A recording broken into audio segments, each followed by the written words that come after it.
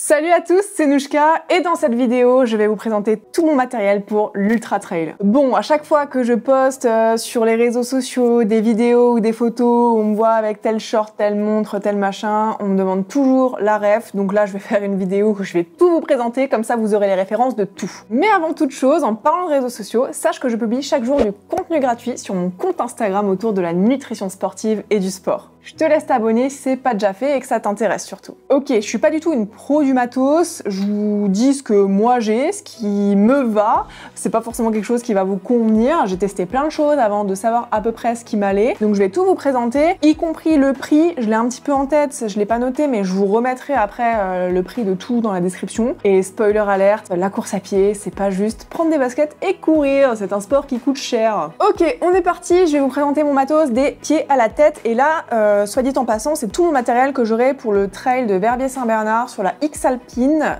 Donc c'est 140 km et 9300 mètres de dénivelé positif. J'ai dû acheter quelques trucs, pas mal de trucs que je vais devoir avoir en matériel obligatoire. Donc je vais tout vous présenter. Pour commencer, on va commencer par les pieds. Ça fait quelques mois que j'ai les S-Lab Genesis de Salomon en pointure 43, si vous voulez tout savoir. Voilà, bon, je pense pas que vous voulez savoir, mais vous le savez. Pourquoi celle-là? Ça fait quelques temps que je suis chez Salomon. J'aime bien, en fait, c'est une des seules marques qui fait le système de fermeture comme ça, où on peut le ranger un petit peu en dessous. Donc ça, j'aime bien. J'avais les S-Lab classiques avant, j'avais aussi les Thunder Cross pour l'hiver, et celle-là, j'ai détesté parce que c'est celle que tout le monde avait. Donc je me suis dit, bah, si tout le monde les a, c'est qu'elles doivent pas être trop mal. Je pense pas, honnêtement, que c'est celles qui me conviennent le plus. Parce que pour tout à fait honnête, depuis que je les ai, alors je suis hyper bien dedans, c'est hyper agréable niveau stabilité et tout, je me sens super bien. Elles tiennent assez longtemps, contrairement au S-Lab qui avait déjà la semelle défoncée au bout de 400-500 bornes, elles tiennent bien. Par contre, j'ai des grosses douleurs aux chevilles et je pense que c'est à cause du petit renfort. Alors je pense pas que c'est la chaussure, je pense que c'est juste moi, ça me convient peut-être pas forcément. Quoi qu'il en soit, je pense que je vais partir avec ça parce que maintenant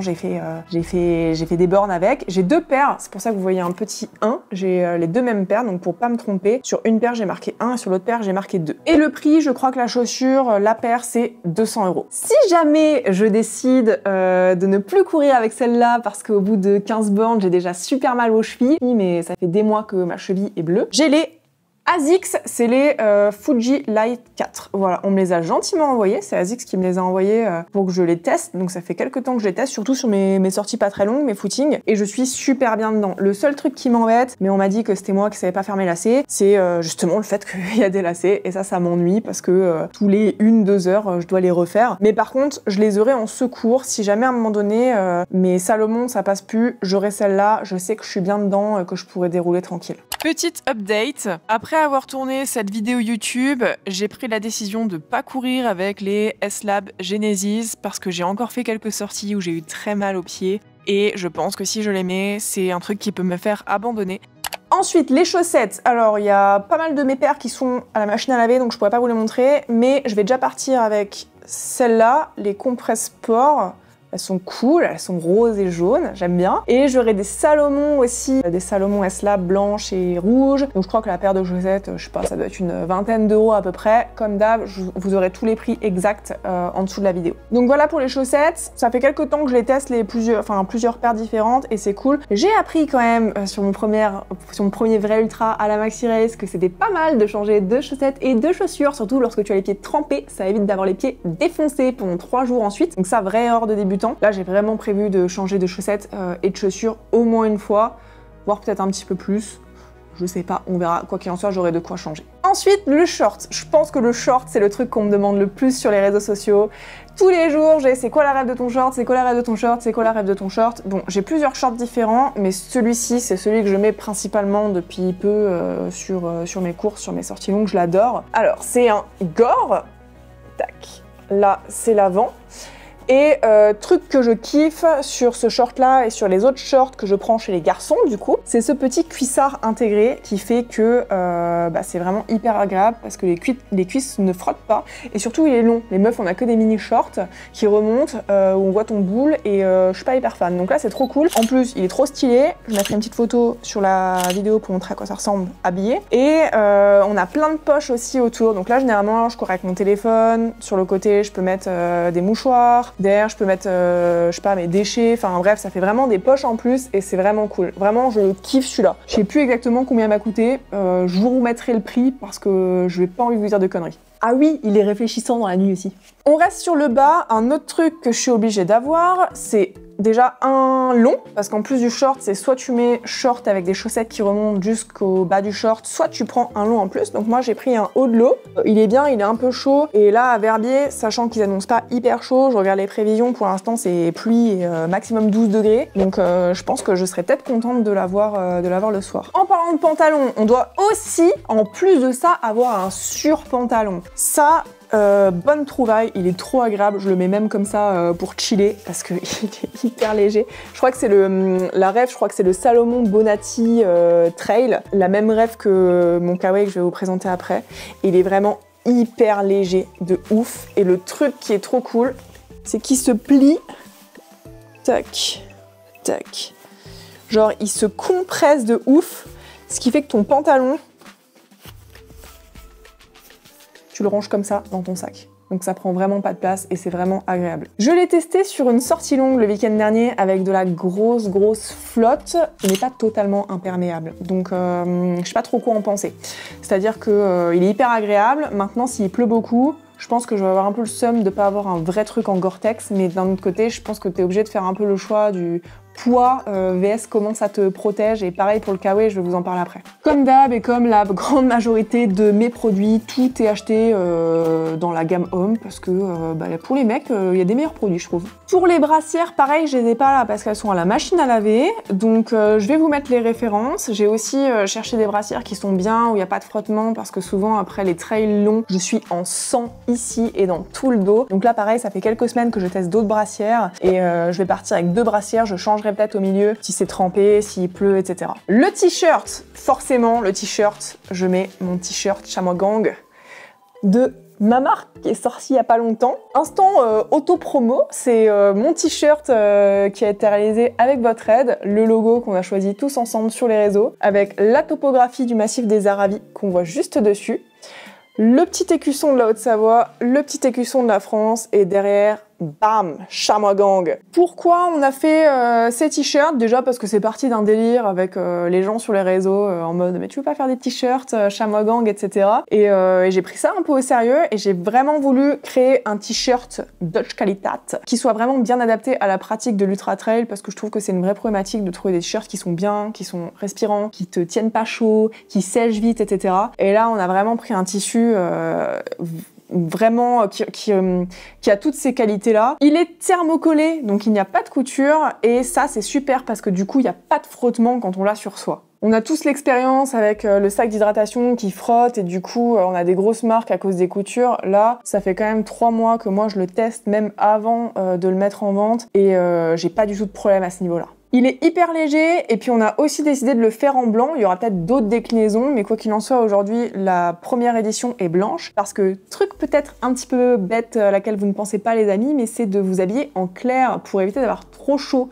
puisque le noir absorbe la chaleur et les couleurs foncées également. Le blanc, ça les réfléchit, donc en fait, vous avez beaucoup moins chaud, et ça, c'est une astuce vraiment simple à mettre en place pour éviter d'avoir une baisse de performance à l'effort. C'est quand même bête de se déshydrater un petit peu plus, de prendre un petit peu plus la chaleur et donc d'être un petit peu moins performant. La gamme de prix est assez élevée, mais c'était vraiment la contrepartie pour avoir un t-shirt de cette qualité-là aujourd'hui.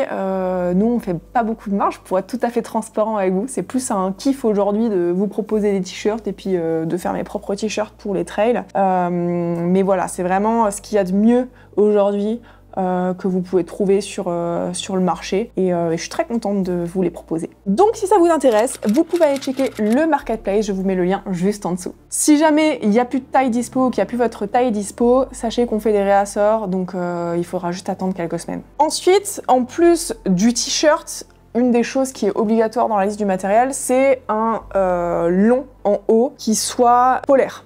Donc là, j'ai pris un long en mérinos.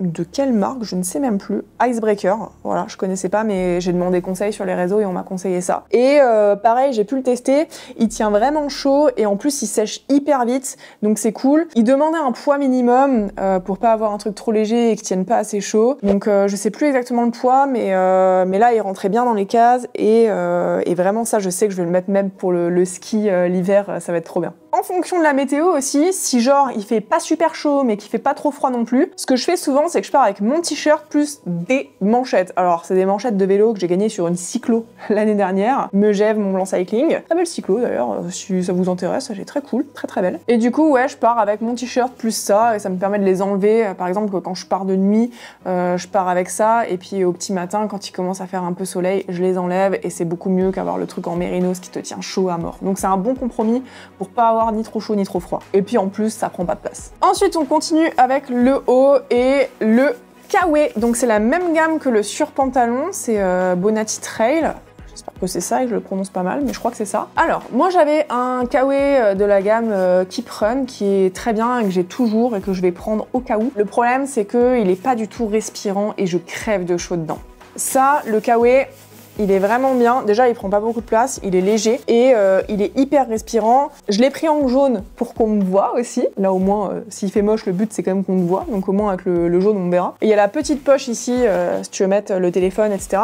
Et surtout, il est assez grand. Après, j'ai pris une taille, j'ai pris du M chez les hommes. Donc, pour le coup, je nage un petit peu dedans. Mais c'est pas grave parce que ça me permet de pouvoir le mettre sur le sac. Parce qu'il y a rien de pire que genre mettre ton sac sur ton Kawe et genre après, toutes tes affaires, elles sont défoncées dans ton sac. Donc là, c'est bien, il permet de passer au-dessus. Truc que j'aurais bien aimé et que j'ai pas, c'est j'aurais bien aimé avoir un petit espace pour pouvoir passer les flasques et pour pouvoir boire sans enlever mon Kawe, mais c'est pas grave, on peut pas tout avoir. Même réflexion que le bas de pantalon, bah, je les ai testés le même jour sous une pluie battante il y a le week-end dernier, j'étais trempée en dessous. Et j'ai regardé un peu les avis, c'est marrant parce qu'il y a des gens qui disent qu'il est hyper bien, hyper imperméable, qu'il n'y a rien qui passe, et puis d'autres qui disent waouh, ça tout passe, c'est horrible. Donc je sais pas, quand il y a une petite pluie, j'avais pas été choquée par ça, ça m'avait pas dérangé, j'étais sèche en dessous, et là je me dis que la grosse pluie, ouais, c'était vraiment, tout était trempé. Donc c'est pour ça qu'au cas où, je vais prendre quand même l'autre, le Keep Run, parce que je pense que ça peut te défoncer une course si tu es mal équipé. Là je vous ai dit, je l'ai pris en jaune pour être vraiment bien repéré, et je vous conseille vraiment d'avoir un truc de couleur sur vous, déjà pour que vos potes ils vous reconnaissent, parce que si vous êtes tous en noir, personne vous reconnaît. Et puis ensuite parce que bah, si vous arrive une merde ou je sais pas quoi, ou que vous tombez, au moins ce sera plus facile pour les secours ou pour les gens de vous retrouver. Donc pensez à ça, c'est quand même intéressant de pas s'habiller tout en noir pour au moins être repérable par tout le monde. Autre chose qu'on est obligé d'avoir, des gants. Alors j'ai pris les gants de base Forclaz de chez Decat. C'est pas les plus légers, c'est pas les plus respirants. Mais voilà, je les avais, j'avais pas envie de racheter un truc, j'ai plein de paires. Donc ça c'est bien, ça prend pas trop de place et puis basta. Bon, la casquette, elle est trop stylée. Moi je mets que des casquettes avec les tresses, j'adore ça. À savoir que soon, bientôt, seront disponibles les casquettes Chamois Gang sur notre marketplace. Voilà, nouvel instant promo, le moto promotionne et on fera bientôt des casquettes Chamois Gang qui sont en cours d'édition justement et qui sont en train d'être produites et qui seront bientôt dispo. Je l'aurai pas pour Verbier malheureusement, mais elles seront à peu près pareilles, c'est juste que je crois qu'en dessous il y aura marqué Chamois Gang et au-dessus il y aura pareil la topographie du massif des Aravis. Voilà, sinon ce sera la même casquette hyper respirante, moi je la mets à chaque fois là et elle est vraiment cool. Je crois qu'il y aura aussi les écussons France et Haute-Savoie, en tout cas je vous montrerai tout ça quand je la recevrai. Autre chose, je crois que les deux trucs qu'on me demande le plus c'est mon short et ma montre. Tous les jours, quand je mets une photo sur les réseaux et qu'on voit ma montre, on me demande la ref de ma montre. Ma montre, c'est la Garmin Enduro 2. Donc avant, j'avais la Fenix 6 Pro Solar Titan, bref. Là, j'ai la Enduro 2. La raison pour laquelle j'ai pris la Enduro 2, c'est surtout parce que déjà, la cartographie dessus est géniale pour pas se perdre, surtout quand tu fais du long. Et en plus de ça, bon, le tactile, ça, je m'en fiche un petit peu, mais c'est surtout qu'elle tient hyper longtemps. Je la recharge, je crois, une fois toutes les 2 ou 3 semaines et je m'entraîne 15 à 20 heures par semaine. Donc vraiment, c'est pour ça que je l'ai pris, parce que sur Verbier, je vais partir pour environ 35 heures. Je ne sais pas, peut-être plus, peut-être moins, mais environ 35 heures. Et clairement, avec ma Fenix 6 Pro, ça tenait pas. Donc voilà. Et puis vu que je compte me développer un petit peu plus, enfin faire un petit peu plus de long et de très long, et bah, c'était l'occasion. Le bracelet en scratch comme ça, je kiffe, c'est hyper léger. On dirait pas, hein, elle est hyper grosse, même au poignet, elle est hyper grosse. mais par contre, elle est bien plus légère que la Fenix 6 Pro, quoi. Ah oui, là, pour le coup, je connais le tarot, hein, parce que je l'ai bien en tête, le tarot de la montre, c'est à peu près 1000 balles. Donc là, ça a fait mal, mais je suis pas déçue et je pense qu'elle va durer longtemps. Le brassard cardio, tant qu'on reste dans le bras là. Donc ça, c'est un truc que, pareil, j'ai depuis, je crois, 1 mois et demi, qu'en fait j'en avais marre.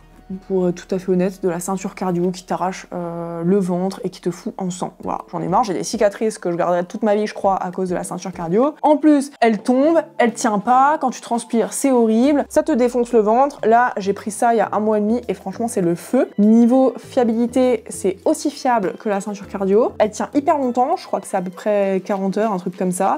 Tu la recharges, contrairement à la ceinture cardio où il y a des piles, donc c'est vraiment un plus. Je crois qu'elle est disponible en blanc et en une autre couleur. Et ça, en plus, je crois que ça vaut 50 balles, alors que la ceinture cardio que j'avais, c'était genre 110 ou 120 balles. Donc en plus de ça, c'est moins cher. Et puis, que ce soit ceinture cardio ou brassard, c'est beaucoup plus fiable la mesure que le cardio au poignet. D'autant plus quand on a les bâtons ou qu'on fait du vélo et donc que nos mains sont accrochées, je sais pas, au bâton ou typiquement au guidon, où ça fausse un peu la mesure au poignet. Donc là, ça, je suis vraiment hyper contente. C'est un vrai plus et ça, je suis très contente de l'avoir acheté. Et puis en plus, on le sent pas. Autre chose, le casque Shox, pareil, que Shox m'a gentiment offert à la Maxi Race, trop bien. Du coup, ça fait 1 mois que je l'ai et que je le prends à toutes mes sorties. J'ai pas l'habitude de courir avec la musique, mais là, c'est vraiment cool. C'est un casque que tu mets comme ça autour de la tête. Ça rentre pas dans les oreilles, donc en fait, t'entends tout ce qui se passe autour de toi. En plus, celui-là, c'est la gamme qui va dans l'eau. Ça, c'est cool et je pense vraiment que pour le coup, pour du long, maintenant, je vais prendre un casque parce que quand t'en as marre, quand t'es au fond de ton trou en train de creuser encore plus bas que la terre, t'es bien content peut-être d'avoir un peu de musique pour te motiver. Je vous montre, même si c'est mieux avec les cheveux attachés, mais en gros, c'est à conduction osseuse, donc il est vraiment ici. Il rentre pas dans l'oreille et la musique elle passe à travers l'os et je vous jure pour ceux qui n'ont pas testé on entend vraiment hyper bien et en plus on entend tout ce qu'il y a autour donc typiquement c'est top parce que moi j'aime pas ne pas entendre ce qui se passe autour de moi. Pareil toutes les sorties que j'ai fait de nuit là dernièrement pour m'habituer à courir de nuit, je pouvais entendre tout ce qu'il y avait autour de moi parce que je n'étais pas rassurée et quand même avoir la musique et puis rester dans une ambiance qui me détend un peu en courant de nuit. Voilà pour le casque, hyper léger en plus, franchement ça tu le sens pas quand tu l'as sur la tête, ça va très bien en plus en dessous d'une casquette, d'un bob, même d'un bonnet, ça c'est aussi la question que j'ai souvent, est-ce que ça passe bien quand tu mets quelque chose sur la tête? Bah ouais, ça passe bien. Et ça, c'est vraiment, ça c'est le feu. Je suis trop contente. Truc que je prendrais aussi, là pour le coup, c'est pas sur le matos obligatoire, mais vu que je pars pour longtemps et que pour vous proposer du contenu sur cette chaîne YouTube, je suis obligée de me filmer avec mon téléphone. Je pourrais prendre une GoPro, mais j'ai essayé et dans le sac de trail, c'est trop galère. J'arrive pas à la mettre sans qu'elle me fasse mal et tout. Donc je prends le téléphone, je filme et du coup, j'ai une batterie externe. Du coup, quand j'ai plus de batterie, je la pose dessus, ça recharge. Et puis après, quand je rejoins un point de ravitaillement avec assistance, mon assistance aura une deuxième batterie, on pourra faire l'échange. Je sais pas combien ça doit peser, peut-être 100-200 grammes, j'en sais rien. Ça fait un petit peu de poids en plus, mais je suis obligée d'avoir ça, déjà ne serait-ce que pour la sécurité, parce que si t'as pas de batterie et que tu te retrouves bloqué quelque part, c'est quand même très embêtant, et pour pouvoir continuer à filmer, etc. pendant la course. Passons aux lampes frontales. Donc ça aussi, lampe frontale, on doit avoir une lampe frontale principale, une lampe frontale secondaire, et des piles ou une batterie de rechange pour les 2 lampes frontales. Donc en fait, il faut avoir 4 trucs. Ma lampe frontale principale, c'est la Petzl Nao RL. Je crois que c'est ça la ref. Si j'arrive à l'ouvrir, ok. Je l'ai payé 159 €, je crois. Tac, je vais vous la montrer. Elle est comme ça. Donc en fait, il faut mettre la batterie comme ça derrière. Tac. Et une fois que c'est branché, on peut l'allumer. Là, il y a le petit témoin pour montrer combien il y a de batterie. Et quand elle est allumée, il y a une petite lumière rouge qui clignote derrière, ce qui permet d'être vu devant et derrière. Elle éclaire, je crois, à 1500 lumens. Pareil, t'as 3 modes pour pouvoir l'allumer. Je l'ai testé pendant mes sorties longues, ça éclaire très bien. Je crois que ça éclaire jusqu'à 100 ou 200 mètres devant. Donc c'est bien pour voir et être vu. Elle est un petit peu lourde, contrairement à d'autres lampes frontales, mais c'est à cause de la batterie derrière. Tu la mets sur ton crâne. Tac. Et voilà, et puis après si t'as une casquette ça dérange pas, moi je la mets en dessous de la casquette, mais j'ai vu qu'au départ les autres mecs ils la mettaient au-dessus. Moi je la mets en dessous et je vais pas l'allumer pour pas vous éclairer la tronche, mais ça éclaire bien. Donc ça c'est la première lampe, je pourrais la transporter dans son petit étui là, c'est vraiment très pratique ça. Et puis dans le deuxième étui, j'ai ma lampe secondaire avec la batterie de rechange, les piles de rechange, etc. Pareil, j'ai demandé conseil sur les lampes frontales pour la secondaire, on m'a dit t'embête pas, prends le premier prix chez Decathlon. Le problème, c'est qu'ils demandent d'avoir des piles de rechange et il y a certaines lampes frontales premier prix où c'est rechargeable et du coup, bah, je pouvais pas prendre de batterie ou de piles de rechange. Et moi, j'ai trop peur de me faire allumer si j'ai un contrôle et qu'on me dise bah non, t'as pas de batterie de rechange, donc c'est mort. Donc là, j'ai pris la Silva. Je crois que la lampe frontale secondaire, il faut qu'elle ait minimum 200 lumens et celle-là, je crois qu'elle a 600. C'est des piles, donc j'ai scotché tout simplement les piles dessus et pareil, je l'ai testé, elle éclaire hyper bien. Et là-dedans, du coup, j'ai ma petite pochette dans laquelle je la mets. Dessus, j'ai scotché les piles et puis tac, j'ai la deuxième batterie de la lampe frontale principale. Soit dit en passant, ça fait beaucoup de matériel, mais je vous assure que j'ai testé sur des sorties longues en mettant tout dans mon sac. Alors t'es blindé à souhait, mais tout rentre dans le sac de 10 litres que je vais vous présenter juste maintenant. Mais avant de vous présenter mon sac, juste avant, mes lunettes de soleil, je crois que j'ai les mêmes depuis des années. Enfin, le même modèle, franchement, je les kiffe. Elles sont bien, elles sont pas du tout propres, il faut que je les nettoie. Et il y a plusieurs verres, donc là je crois que c'est le vert violet. Pas du tout. Si, c'est violet et vert. Et j'ai un autre vert bleu. Je pense que je vais mettre le bleu pour Verbier. C'est les Oakley Jawbreaker. Je crois que c'est ça. À l'époque, je crois qu'elle coûtait 135. Je sais pas du tout combien elle coûte, mais ça fait vraiment des années que je les ai. Avant, j'avais les autres là, sans le truc au-dessus ou sans le truc en dessous, avec l'édition Tour de France. Je vous raconte ma life. Mais voilà, celle-là, je les aime bien. Pour l'instant, je suis là-dessus. Ça me convient bien, on verra. Mais voilà, je suis stylée avec, donc je garde.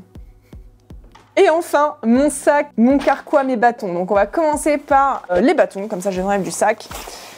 Les bâtons, j'ai eu des galères de bâtonnage les gars, reco de la Maxi Race, je pense si vous avez vu la vidéo, si vous l'avez pas vue je vous la remets juste ici. Reco de la Maxi Race, premier kilomètre de la reco, je rentre dans le Semnos, je pète mon bâton, c'est-à-dire qu'il ne se tend plus. On a passé un quart d'heure à essayer de le remettre, ça ne fonctionnait pas, donc j'ai fait tout le premier jour de la reco, on la faisait en 2 jours, donc j'ai fait 48 bornes. Le jour-là, sans bâton, j'avais un seul bâton, j'étais contente, c'est une marque très connue que je citerai pas. Du coup, se passe ma reconnaissance, le soir même, je vais racheter des bâtons. Le deuxième jour se passe bien. Le lendemain, après la reco, je refais une sortie longue de 22 bornes avec des potes. Vous savez pas quoi, première montée, mon bâton ne se tend pas.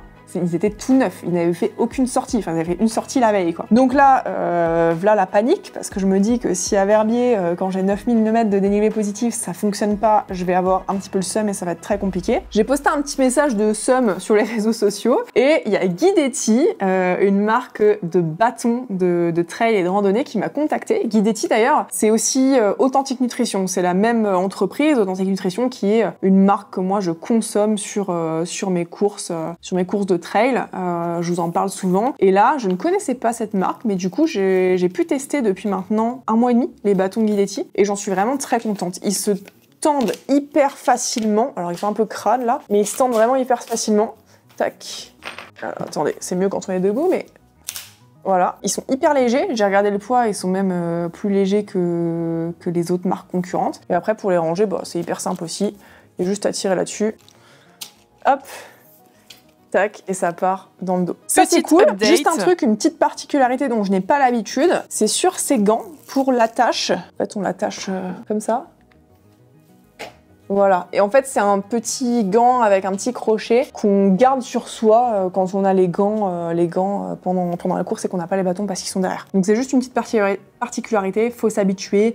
Une fois que tu es habitué, il n'y a pas de problème quoi. Et puis, pour ceux qui préfèrent d'ailleurs, il me semble qu'ils font aussi des bâtons sans les gantelets, mais juste avec la lanière quoi, où tu mets juste ta main dans la lanière comme beaucoup de bâtons, et du coup t'as pas cette particularité là. Suivant, mon carquois, avant de parler du sac justement, tout simple, hein, le carquois Salomon pour mettre les bâtons. Avant, je mettais les bâtons devant. J'ai fait la similité avec ça l'année dernière, sauf qu'à chaque fois que tu bois, tu te prends les bâtons dans la face et c'était vraiment pas intuitif. Donc j'ai le carquois maintenant, c'est super. En plus là, la course va être longue, ça va être des longues montées, des longues descentes, donc je vais passer longtemps soit avec les bâtons, soit avec les bâtons dans le dos, donc c'est super. Le carquois, il est attaché sur le sac, donc au niveau de l'épaule, et après dans le dos, donc il est comme ça, mais vous pouvez aussi le croiser, c'est-à-dire l'attacher ici. Et du coup, ça croise dans le dos. C'est vraiment à votre convenance. Moi, il était croisé au début, c'est plus stylé, je trouve, mais j'avais un peu plus de mal à mettre et à enlever mes bâtons. Donc maintenant, il est comme ça, et puis c'est très bien.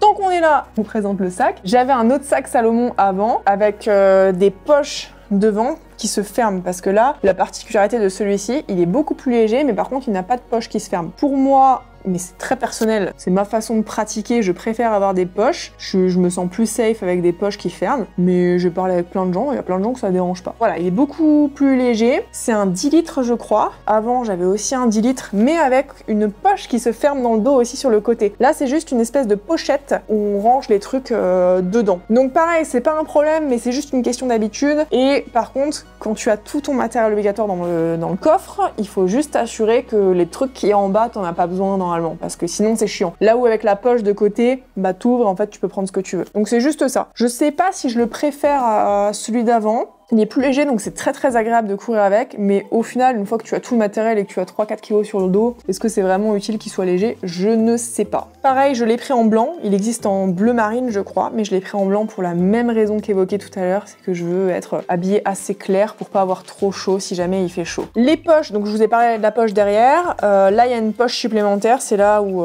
normalement je mets mon kawaii. Devant, il y a les deux poches pour les flasques, donc c'est les flasques Salomon toutes simples. J'ai plusieurs couleurs de flasques, si jamais à un moment donné j'ai besoin d'eau, je les mets dans les flasques transparentes, ou si jamais, je sais pas, je veux une autre boisson d'effort parce que je vais partir avec plusieurs boissons d'effort, bon pareil, on les met dans une autre flasque pour que je sache quand je suis en course. Là, t'as une petite poche avec un sifflet, soit étant passant, qui est aussi dans le matériel obligatoire. Mais normalement, il y en a sur tous les sacs de trail, c'est quelque chose qui est quasi obligatoire. Les poches ici, donc de l'autre côté c'est pareil, et puis après sur le côté, il y a une poche qui ferme là. D'ailleurs, j'ai oublié un gel. Voilà. Généralement, je mets mon téléphone ici, ou alors dans mon short, et puis juste au-dessus de la poche qui ferme, il y a une autre poche. Donc en général, je vais mettre mes 2-3 produits nutrition que je vais utiliser immédiatement devant, et sur le côté, dans la poche qui ferme, souvent je mets les déchets pour éviter qu'ils tombent, parce que si je le mets dans la poche là, ils peuvent facilement tomber, et je veux pas retrouver de déchets dans la nature, donc je les mets ici, je ferme la poche, et puis basta. Et puis après, même fonctionnement que beaucoup de sacs de trail, ils se ferment avec, tac, le petit truc devant qu'on peut ajuster.